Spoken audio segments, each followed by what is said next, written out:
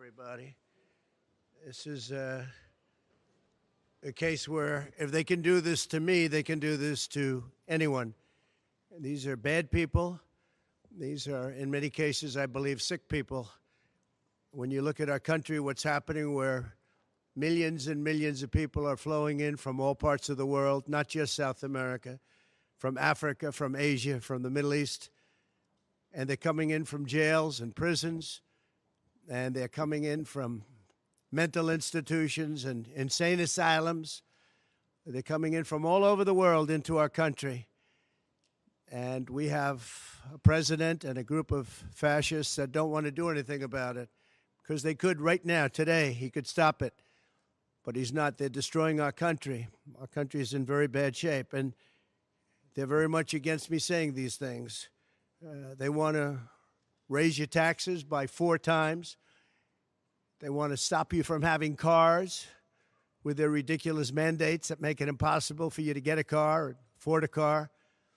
But make it very possible for China to build all of our cars. It's a very serious problem that we have. We just went through one of many experiences where we had a conflicted judge, highly conflicted. There's never been a more conflicted judge. Now, I'm under a gag order, which nobody's ever been under. No presidential candidate's ever been under a gag order before.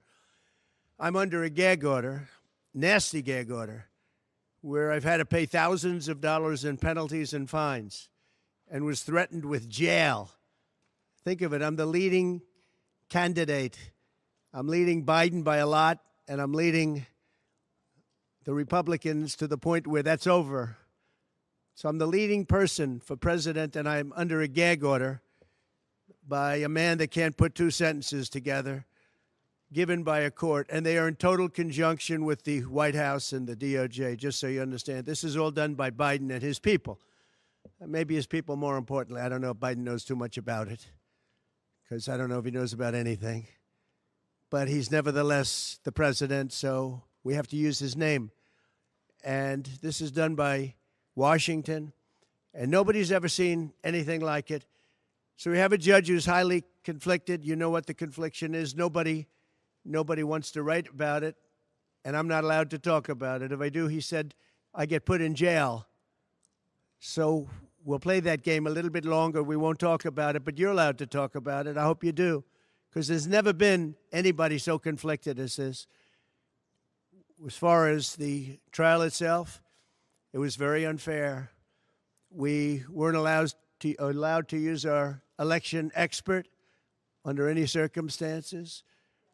You saw what happened to some of the witnesses that were on our side. They were literally crucified by this man who looks like an angel, but he's really a devil.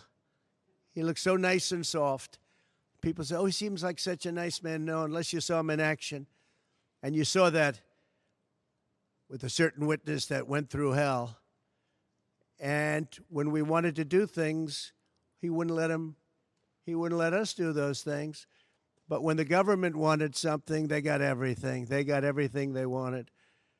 It was a rigged trial. We wanted a venue change where we could have a fair trial. We didn't get it. We wanted a judge change. We wanted a judge that wasn't conflicted. And obviously he didn't do that. Nobody's ever seen anything like it. We had a DA who was a failed DA. Crime is rampant in New York, violent crime. That's what he's really supposed to be looking at. Crime is rampant in New York. Yesterday in McDonald's, you had a man hitting him up with machetes, a machete. Whoever can imagine even a machete being wielded in a store, in a place where they're eating, and he's going rampant. And Bragg is down watching a trial on what they call crimes. They're falsifying business records. That sounds so bad. To me, it sounds very bad.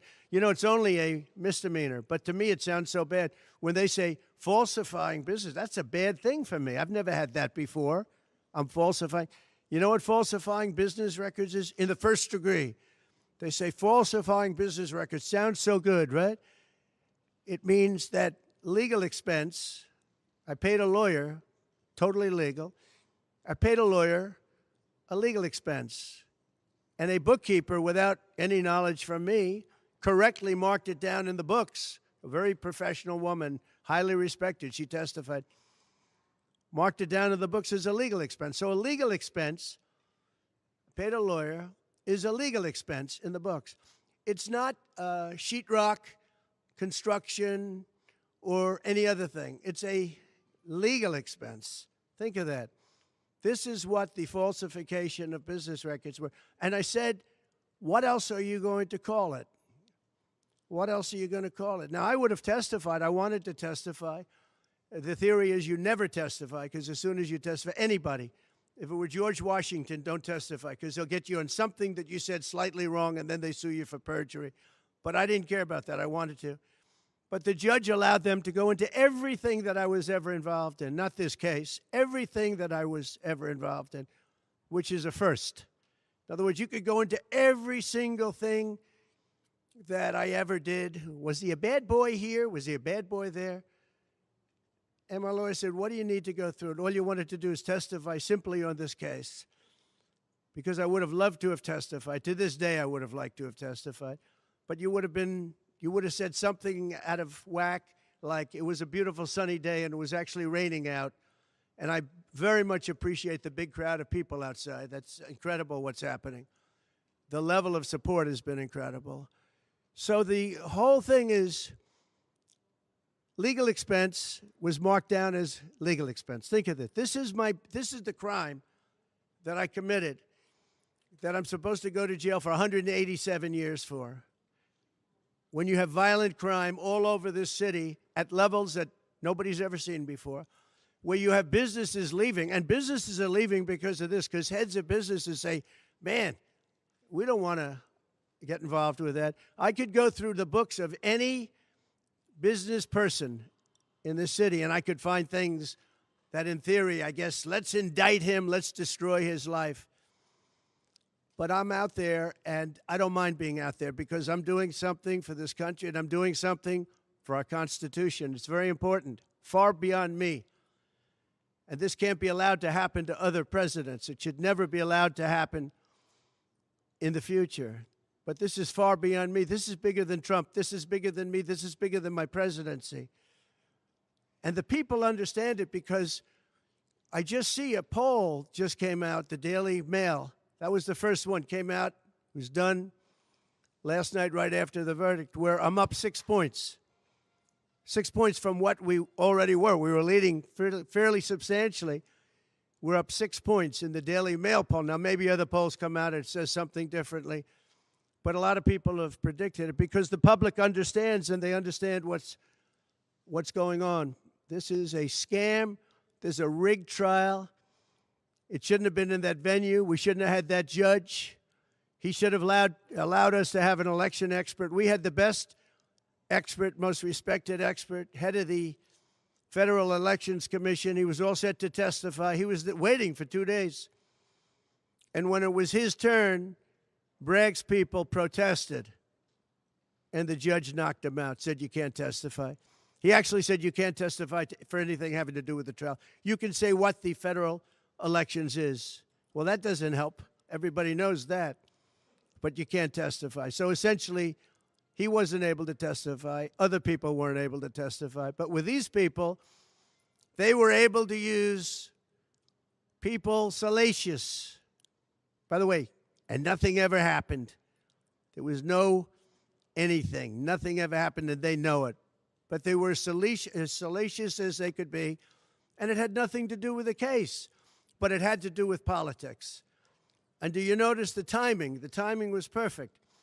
This case was dead. It was dropped by every agency, every governmental board. It was dropped by the highly respected Southern District. They said, no, there's no case here. It was dropped by federal election, and that's what it's about. This is about a federal election, not a state election. You're not even allowed to look at it. They took the state and the city, and they went into a federal election. They're not allowed. The people from federal election, Southern District, and Washington dropped the case. Everybody dropped the case. There was no case. Cy Vance dropped the case. And when Bragg came in, he said, this is the most ridiculous case I've ever seen. And who would have a certain person, again, gag order, who would have a certain person like this ever testify? He said, this is essentially one of the worst people I've ever seen ever to testify. He said, the craziest case I've ever seen, this is Bragg. Then when I announced I was running for president, a long time later, they decided to revive this case. And they got a judge, Judge Marchand, who was responsible for another case that was also brought. It destroyed the life of a very good man, by the way. Destroyed the life of a very good man who went to prison once, and then they just put him in prison again because they said he lied. He didn't lie. I looked at the statements he made. In fact, he didn't remember something, and they put him in jail. Again, they've destroyed him. With me for many years, he was an honorable person. He was an honest man. And if you look at what he did, supposedly, it never happened. There's never been anything like this. Over the education of his grandchildren. He didn't report that he had a car or 2 cars on his income. I don't know. I wonder how many people here have cars. I wonder how many people said, oh, gee, I have a car that's worth X dollars. How do you even figure it? And I guess you do have to report it, but I would say probably almost nobody does. Nobody even thinks about it. They put this man, they destroyed this man, but they put him in jail again because they didn't want him to testify. They didn't want him to testify. That's why he went to jail. They put him in jail twice. He's 77 years old. Now, normally I'd say that's an old guy, but I don't feel 77. Nobody ever says that about me. I'd like them to say, gee, we have to have a little sorrow for this man, because they just don't say that about me, but maybe I'm better off that way. I think I'm probably better off that way. But they put him in jail twice. And you have to see what they put him in jail. And he was threatened by the judge. This man was told, you're going to get 15 years in jail if you don't give up Trump. And he was told that. You're going to get 15 years in jail. And he made a plea deal because he didn't want to spend the rest of his life. And he was told that viciously. We're living in a fascist state. He was told that viciously. So you can go to jail for 4 months, 5 months, or you can get 15 years in jail. So do a plea. Almost who wouldn't do that plea? Everyone does those pleas. It's a horrible thing. There's a whole group of lawyers that fight that. It's so unfair. It's so unfair. But they destroyed his life. So many other things. You look at Southern District didn't want to bring the case. Nobody wanted to bring the case. And then you know who didn't want to bring the case most of all? Is Bragg. Bragg didn't want to bring it. But then he brought it, and they tried to make it a different case. They didn't say legal expense equal legal expense. Again, if I wrote down and paid a lawyer, and by the way, this was a highly qualified lawyer. Now, I'm not allowed to use his name because of the gag order. But you know, he's a sleazebag. Everybody knows that. Took me a while to find out. But he was effective. He did work. But he wasn't a fixer. He was a lawyer. You know, they like to use the word fixer. He wasn't a fixer. He was a lawyer. At the time, he was a fully accredited lawyer. Now, he got into trouble not because of me. He got into trouble because he made outside deals, and he had something to do with taxi cabs and medallions, and he borrowed money. And that's why he went. And then he pled to three election violations. And as soon as I saw that, I said, I wonder why he did that. He pled. He took a deal. Now, he took a deal because he wanted to get off. In other words, I'll take a plea deal, and I want to get off. And he wanted to make a deal with the Southern District. And they wrote the worst report I think I've ever seen on any human being, other than the report that was written on James Comey by the Inspector General, a very great Inspector General, actually. Wrote a report that was so bad. This one was possibly worse. The Southern District, the judge didn't let us use it. He said, it's hearsay. I said, it's not hearsay. Wouldn't let us use it. This is about the man. But he got in trouble for a very simple reason, because he was involved with borrowing a lot of money, and he did something with the banks. I don't know if it's defrauded the banks, but something happened. You guys know what it is. And then in addition to that, he gave up on three things where he wasn't guilty. In fact, they were going to testify in that. The head of the FEC, the Brad Smith, the election expert, #1 rated in the country, who was going to testify. He took a plea on three things. He just added them in because that gave him more bargaining power with respect to me. But the three things that he pled on, having to do with the election and having to do essentially a little bit with me, they weren't crimes. They weren't crimes. Nor is paying money under an NDA. So we have an NDA, non-disclosure agreement.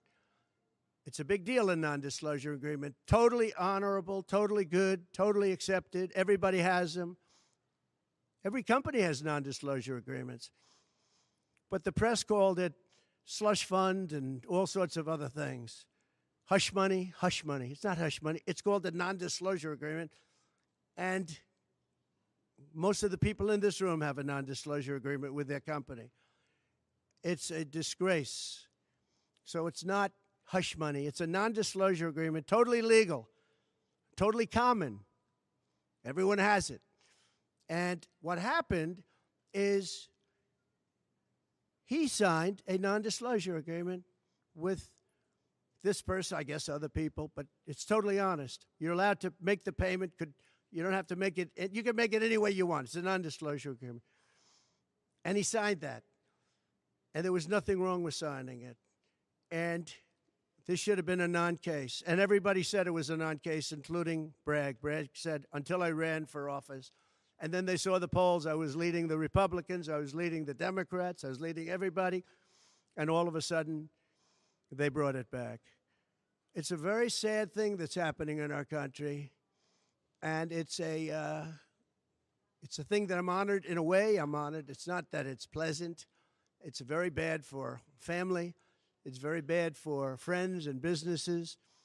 But I'm honored to be involved in it because somebody has to do it. And I might as well keep going and be the one. But I'm very honored to be involved because we're fighting for our Constitution. The money that was paid legally. There was nothing illegal. In fact, the lawyer in creating the NDA, because at that time he was a fully accredited lawyer. He wasn't a fixer. I never thought of him as a fixer. The media called him a fixer, or the prosecutors called him a fixer. He was a lawyer, and he was fairly good.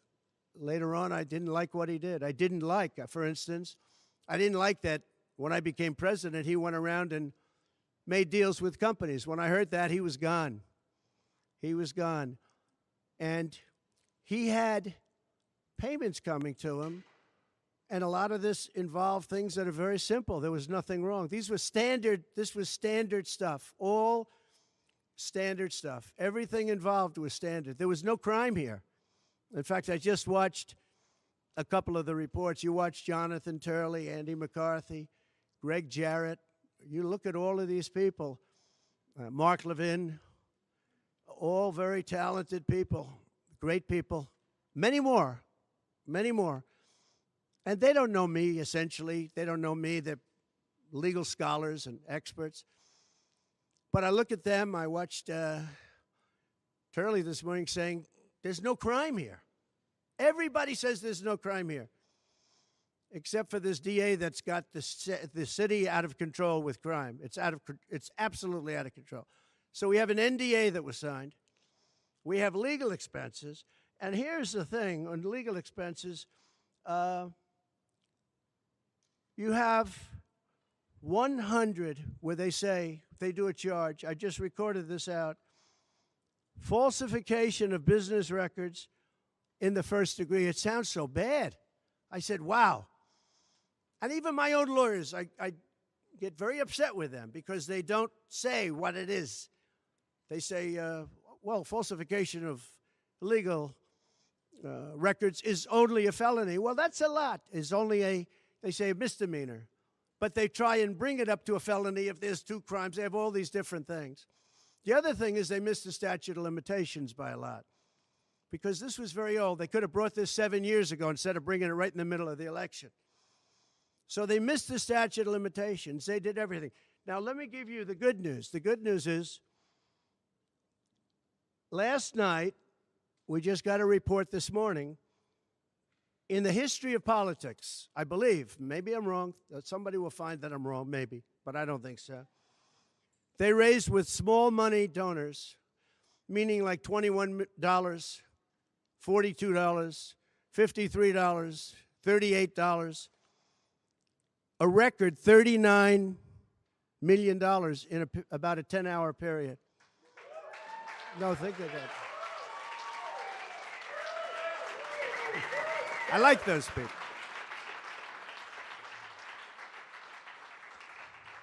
Because so far, I guess it's backfired. Now, I don't know.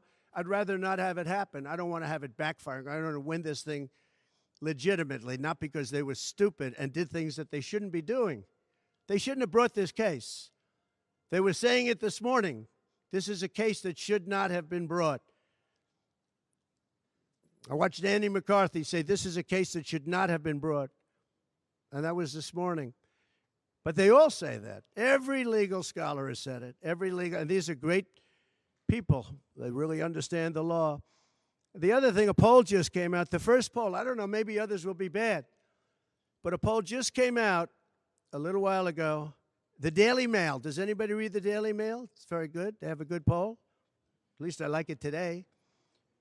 And the Daily Mail just came out with a poll, and it has Trump up 6 points in the last 12 hours. 6 points. 6 points since this happened. Who thought this could happen? Because the people of our country know it's a hoax. They know it's a hoax. They get it. You know, they're really smart, and it's really something. So we're going to be appealing this scam. We're going to be appealing it on many different things. He wouldn't allow us to have witnesses. He wouldn't allow us to talk. He wouldn't allow us to do anything. The judge was a tyrant. And you got to see that with Bob Costello, a fine man. I've never seen anything like it, and neither has anybody that was in that courthouse where he demanded that the courthouse be cleared. Now, the good news is most of the people in the courthouse were the media. And anybody that was in the media, if you're fair, you'll say, wow, that was anger. That was crazed. He was crazed. And the reason that Bob Costello acted a little bit upset, which I think he has a right to, was that every question he was being asked was being objected to by the other side and sustained by the judge. Sustained. I think he did it many times. I don't know what the number, many times. Even I was sitting there saying, and these were basic questions. And I never saw anybody treated that way by a judge. And I've been treated very badly by two other judges also, because it's all the same thing. And it all comes out of the White House. Crooked Joe Biden, the worst president in the history of our country. He's the worst president in the history of our country. The most incompetent. He's the dumbest president we've ever had. He's the dumbest president, most incompetent president, and he's the most dishonest president we've ever had. And so many of he's a Manchurian candidate. You take a look at the way he treats China, Russia, so many others. You know, I ended the Russian pipeline. It was dead. He comes in and he approves it. And he gets $3.5 million, meaning $3.5 million is paid to the family, his family, from the mayor of Moscow's wife. And I said, where did that come from? Nobody wants to talk about it. But he's a very big danger to our country. And the only way they think they can win this election is by doing exactly what they're doing right now, win it in the courts because they can't win it at the ballot box. So we're going to show them that we're going to fight. It's actually, I don't know, it's something where I'm wired in such a way that a lot of people would have gone away a long time ago. They would have gone away after impeachment hoax number 1. That was a total hoax. I had great support from the Republican Party, though. Then you had impeachment hoax number 2. And then they formed the committee. How about they formed the committee of thugs, the J6 committee of thugs. And they took their records And they destroyed all of the records after the committee was abandoned because those records were great for us. Now, can you imagine if Republicans did that? Everybody would have been in jail by now. Think of it, the unselect, I call it the unselect, they call it select committee, I call it the unselect committee of thugs. They meet, it's 100% Democrat and 2 past Republicans that are no longer Republicans, that are no longer in business anymore, thank you. But it was all Democrats and 2 wayward Republicans. Liz Cheney and crying Adam Kinzinger. He cries every time he goes on television. He's the most emotional human being I think I've ever seen. And that was our representatives. These 2 people were our rep. So they had all this stuff that they're leaking. And then when it came time to look at the records, like where the police said and the Capitol Guard said that I supplied, think of it, that I recommended as many soldiers or National Guard as you want. 10,000. If you had 500, you wouldn't have had a problem. There wouldn't have been a J6. But Nancy Pelosi and the group didn't want it. Anyway, so they have testimony to all of that, that I did not attack the Secret Service agent in the front of a car. You know, these are strong people. And I supposedly went to the driver, and I grabbed him around the neck. And he rebuffed me. And then I went to the other guy, who I think is a black belt in karate. And he's slightly younger than me. Maybe 35 years, 40 years, 50 years. And I grabbed him around the neck and said, he's a black belt in karate. They know how to get somebody from around their neck. They would have gone like this, and that would be the end of that. Actually, I had a friend that said, you shouldn't dispute that. That makes you look like the toughest cookie we've ever seen. You should have let that go on. But the fact is, it never happened. It was all made up. And that was proven to be made up. It proved to be a false story. And they deleted and destroyed all of that information, every ounce of it. We're dealing with a corrupt government. We have a corrupt country. Our elections are corrupt. Our borders are open. Our borders are going to be closed very soon. November 5th is going to be the most important day in the history of our country. Now, when I say that, because my people are always saying, do this, because we're fighting for America, DonaldJTrump.com. I hope everybody watching right now, DonaldJTrump.com, because it really makes a difference. They have a lot of money on the other side. I don't know where they get it. Nobody knows where they get it. But for some reason, they get money. But they're not on the side of our country. In many ways, I think they hate our country. Who on earth can want open borders where people are allowed to pour in from countries unknown, from places unknown, from languages that we haven't even heard of? We have people sitting in schools with languages where very few people have ever even heard of these languages. It's not like Spanish or French or Russian. Languages unknown. We have people coming from corners of the globe, and many of them are not good people. Many terrorists, record levels of terrorism, record levels of terrorists have come into our country. Record. They've never seen anything like it. You know, there was a report that in 2019, I don't believe this, by the way, the media gave it, and it was good for me, believe it or not. They said in 2019, there were no terrorists recorded that came into our country. I don't believe that. I don't think that's possible. But 2019 was a Trump year. I don't believe that that could be possible. But they said no terrorists came into our country. So let's say it was close. Let's say it was close. But now record levels of terrorists, record levels, the highest level we've ever seen of terrorists are pouring into our country. You have China with just in the last few months, 29,000 people came in, and I looked at them on a line, and they look like perfect soldiers. They're almost all male, from 19 to 25. It looks like a recruiting exercise. They have beautiful tents. They have propane stoves. They have cell phones, the best you can buy. I said, what's going on? It looks like they're building an army right in our country. Now, I don't think that would happen, right? We're losing our country. And I really think that this is an event, what took place yesterday with this judge. Look, we have conflicted, but he's a crooked judge, and you'll understand that. And I say that knowing that it's very dangerous for me to say that, and I don't mind, because I'm willing to do whatever I have to do to save our country and to save our Constitution. I don't mind.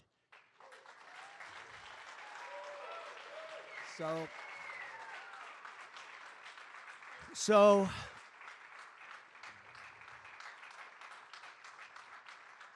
thank you. So we will continue the fight. We're going to make America great again. Very simple. When people fight MAGA, they say, we're going to fight. I watch Biden. We're going to fight MAGA. We're going to stop MAGA. It's make America great again. That's all it is. MAGA. Make America great again. Our country's in serious trouble. We owe $36 trillion. We were energy independent for the first time ever, and now we're begging Venezuela for oil. One statistic you have to hear. Venezuela was crime-ridden. Caracas, their cities, crime-ridden. 2 years ago, 3 years ago. They just reported a 72% drop in crime in the last year because all of their criminals, most of them, and the rest are coming in now, the ones that didn't come in. In Venezuela, their prisons have been emptied into the United States. Their criminals and drug dealers have been taken out of the cities and brought into the United States. And that's true with many other countries. The Congo has just released a lot of people from jail. Congo, Africa, just released a lot of people from their prisons and jails and brought them into the United States of America. This is what's happening to our country, and it's not sustainable by anyone. Little things like our kids can't have a Little League game anymore because you have tents and you have migrants living on the fields. That's the least of it. People are taking over our luxury hotels, migrants, and yet our veterans, our great veterans, are living on the streets like dogs. They're living on the streets. But migrants are living in luxury hotels in cities all over our country, run by Democrats. So it's my honor to be doing this. It really is. It's a very unpleasant thing, to be honest. But it's a great, great honor. We're gonna do what I have to do. I'm going to do it. And the support has been, that's why I mentioned the number of $39 million. That's why I mentioned we're up 6 points. And we went up a lot over the last month because everybody saw it was a rigged deal. It was a rigged trial.